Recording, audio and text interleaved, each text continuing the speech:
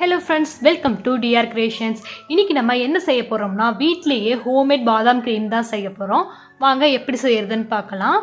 ஃபஸ்ட்டே பாதாம் பருப்பு உங்களுக்கு எவ்வளோ வேணுமோ அதை முதல் நாள் நைட்டோ இல்லை ஒரு 7-8 மணி நேரம் நல்லா தண்ணியில் ஊற வச்சுடுங்க. ஊற வச்சுட்டு தோலை மட்டும் நல்லா சீவி எடுத்துருங்க. ஈஸியாகவே பீல் ஆகிடும். ஸோ நமக்கு அதை உரிக்கிறது அவ்வளோ சிரமம்லாம் கிடையாது. ஈஸியாக பிரித்து எடுத்துடலாம். எல்லாத்தையும் நல்லா உரித்து எடுத்துருங்க. தோல் எல்லாத்தையும் ரிமூவ் பண்ணதுக்கப்புறமா இது கூட ரோஸ் வாட்டர் சேர்த்துக்கோங்க. ரோஸ் வாட்டர் இல்லை அப்படின்னா வாட்டர் சேர்த்துக்கோங்க. நான் ரோஸ் வாட்டர் தான் சேர்த்துருக்கேன்.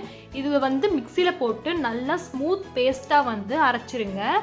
அரைச்சிட்டு தண்ணி அதிகமாக சேர்க்க வேண்டாம், கொஞ்சமாகவே சேர்த்துக்கோங்க. அதே மாதிரி ரோஸ் வாட்டர் கொஞ்சமாக சேர்த்துக்கோங்க. அரைச்சிட்டு இந்த மாதிரி ஒரு காட்டன் துணியில் அதை வடிகட்டி எடுத்துக்கோங்க.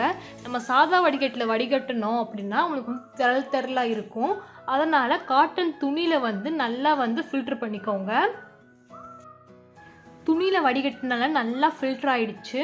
இது கூட நம்ம ஆலோவேரா ஜெல் சேர்த்துக்கலாம்.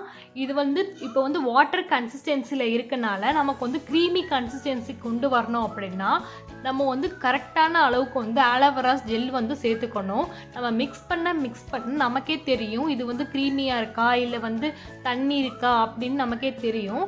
ஸோ அதுக்கேற்ற மாதிரி ஆலோவேரா ஜெல்லை மிக்ஸ் பண்ணிக்கிட்டே இருங்க. கூட பாதாம் ஆயில் இல்லைன்னா கோகோனட் ஆயில் சேர்த்துக்கோங்க. இதில் நம்ம விட்டமின் இ கேப்சூல்ஸ் சேர்க்கலை. ஆல்ரெடி பாதாமில் விட்டமின் இ இருக்குது. உங்களுக்கு வேணும் அப்படின்னா நீங்கள் விட்டமின் இ டேப்லெட் 1 இல்லாட்டி 2 கூட சேர்த்துக்கலாம். இப்போ இதை நல்லா மிக்ஸ் பண்ணிக்கிட்டே இருங்க. இதில் ஆலோவேரா சீக்கிரமே மிங்கிள் ஆகாது. அதனால் நல்லா மிக்ஸ் பண்ணிக்கிட்டே இருங்க. உங்களுக்கு ரொம்ப நேரம் ஆகுது அப்படின்னா இதை மிக்சியில் போட்டு ஒரே ஒரு பிளெண்ட் பண்ணி எடுத்துக்கோங்க.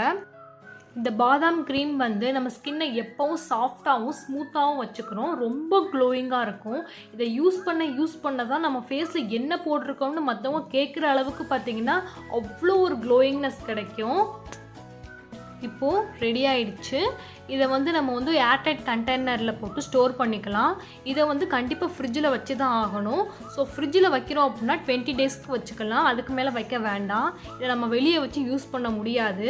நம்ம வாங்குகிற கெமிக்கல் ப்ராடக்ட் அப்படின்னா நம்ம வெளியே வச்சுக்கலாம். பட் இதை நம்ம வைக்க முடியாது. அதனால் கண்டிப்பாக ஃப்ரிட்ஜில் வச்சு ஸ்டோர் பண்ணிக்கோங்க. இது ரொம்ப நாளைக்குலாம் வராது. கரெக்டாக ஒரு 20 டேஸ்க்கு வரலாம். டெய்லியும் தூங்க போகிறதுக்கு முன்னாடி ஃபேஸை நல்லா வாஷ் பண்ணிவிட்டு அதுக்கப்புறம் அப்ளை பண்ணிக்கோங்க. ஜஸ்ட் அப்ளை பண்ணால் மட்டும் பத்தாது, நல்லா மசாஜ் பண்ணி விடுங்க. அப்போ தான் அதோட எசன்ஸ் நம்ம ஸ்கின்னுக்குள்ளே நல்லா இறங்கி நமக்கு நல்ல ரிசல்ட் கொடுக்கும். இதை ஃபேஸ்க்கு மட்டும் இல்லை, நம்ம கை கால் நெக் எல்லாத்துக்குமே நல்லா யூஸ் பண்ணிக்கலாம். மெயின் நல்லா அதை மசாஜ் பண்ணணும். இது பார்த்திங்கன்னா நம்ம அப்ளை பண்ண உடனே நம்ம ஸ்கின் அதை அப்படியே அப்சர்வ் பண்ணிக்கிறோம். போட்ட மாதிரியே தெரியாது, டக்குன்னு ட்ரை ஆகிடும். நல்ல ஒரு க்ளோயிங் டக்குன்னு கொடுக்கும். ஸோ இதை எல்லாருமே ட்ரை பண்ணி பாருங்கள். உங்களுக்கு இந்த வீடியோ பிடிச்சிருந்தா லைக் பண்ணுங்கள், ஷேர் பண்ணுங்கள், கமெண்ட் பண்ணுங்கள். மறக்காமல் நம்ம சேனலை சப்ஸ்கிரைப் பண்ணிக்கோங்க. தேங்க்ஸ் ஃபார் வாட்சிங்.